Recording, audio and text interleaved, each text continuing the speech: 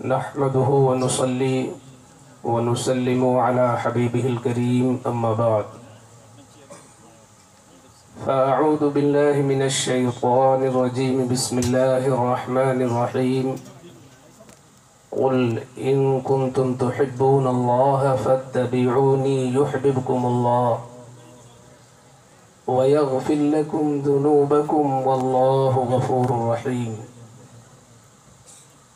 صدق الله العظيم. وقال نبينا صلى الله عليه وسلم لا يؤمن أحدكم حتى أكون أحب إليه من والده وولده والناس أجمعين صدق رسوله النبي الأمين الكريم. انتہائی مخلصانہ محبتانہ عاجزانہ انداز میں درود شریف پڑھ لیا جائے. اللہم صلی علی سیدنا و مولانا محمد معدن الجود والکرم وآلہ وبارک وسلم کما تحب و ترضا بأن تصلی علیہ.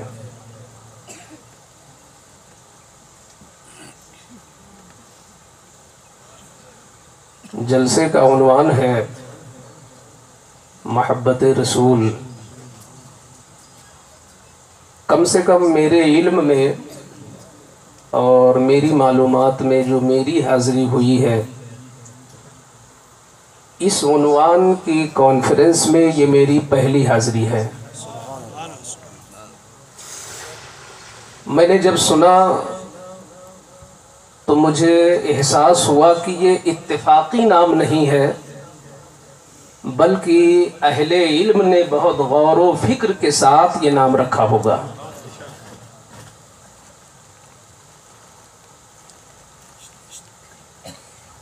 ہمارا یہ ایمان ہے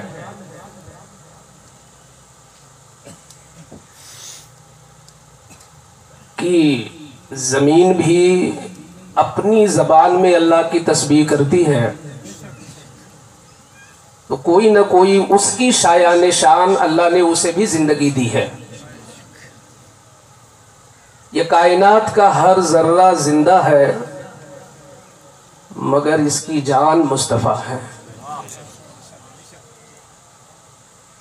آپ اس حوالے سے دیکھیں، میں نے تمہید اس لیے ترک کیا ہے کہ وقت بہت مختصر ہے اور میری اپنی کمزوری یہ ہے کہ ہم لوگ 1 گھنٹہ یا 1.25 گھنٹہ کا حساب کتاب ہوتا ہے، مگر چونکہ یہ بہت مرکزی اور معیاری اجلاس ہے، وقت کچھ مختصر ہے، تو میں اہل منبر کا کوئی تعارف نہ پیش کر کے صرف یہ جملہ بول دوں کہ یہ اس کو دیکھ کر مجھے بریلی شریف کا منبر یاد آ رہا ہے.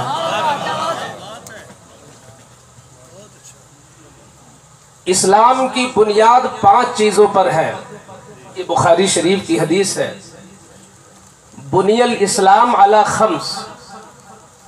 اسلام کی بنیاد 5 چیزوں پر ہے: کلمہ، نماز، روزہ، حج، زکوٰۃ.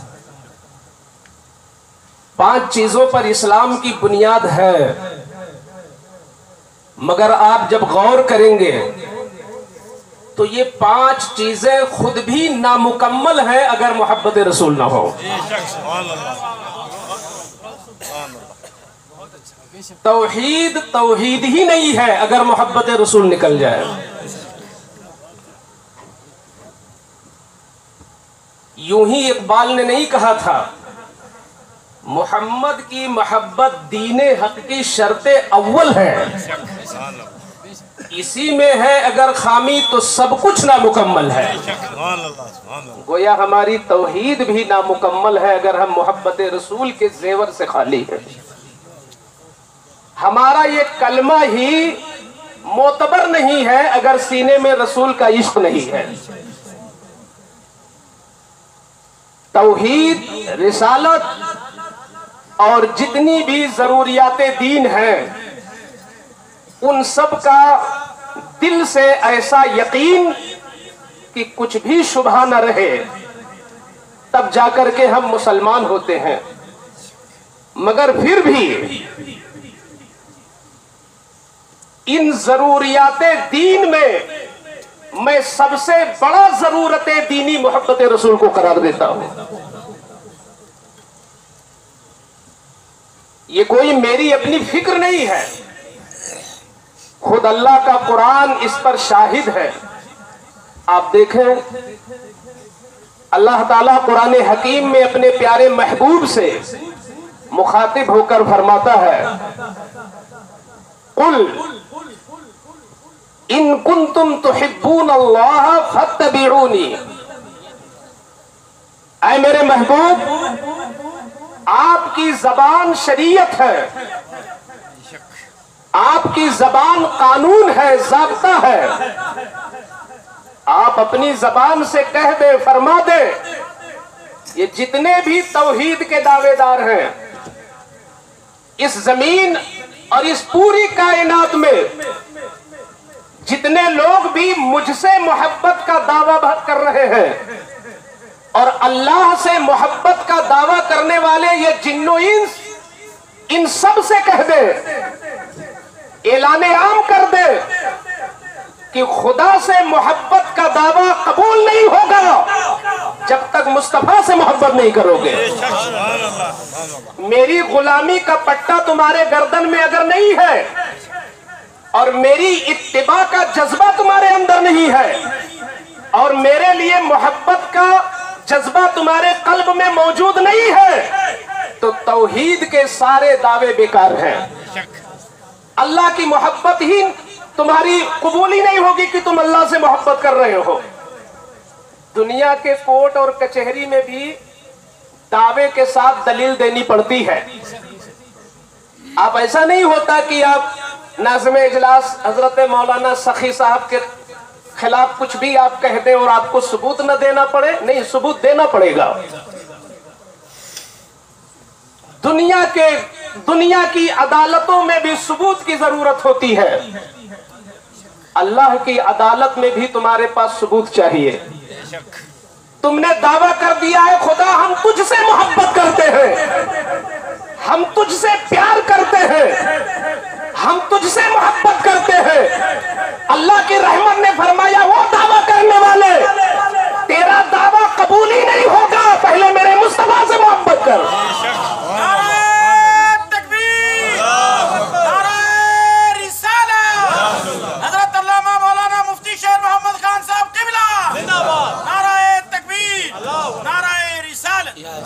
بحیثیت بندہ سب سے زیادہ ہمیں خدا سے محبت کرنا ہے، مگر محبت رسول کی عظمت کتنی ہے، رسول اللہ کے عشق کا مقام کتنا بلند ہے کہ اللہ اپنی محبت کو قبول ہی نہیں کرتا جب تک تو مصطفیٰ سے محبت نہ کرے۔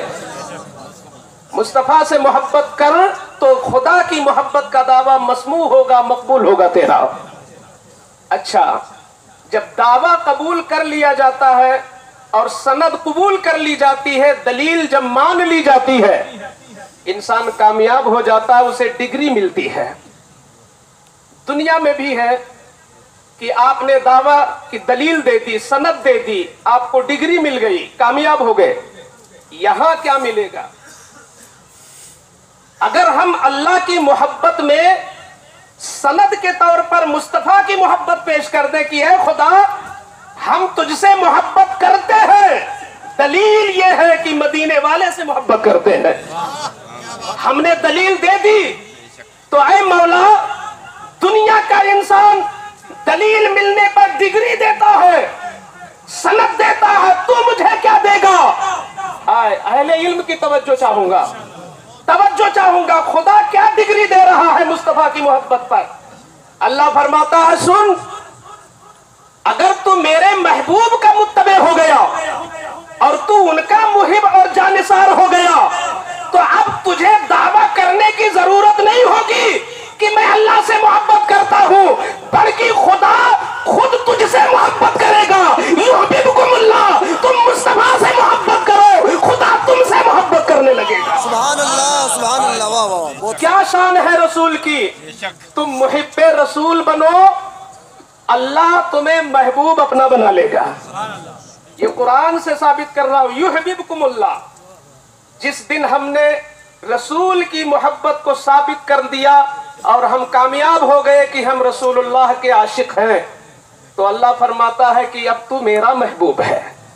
यानी मुहिब मुस्तफा का है और महबूब खुदा का है।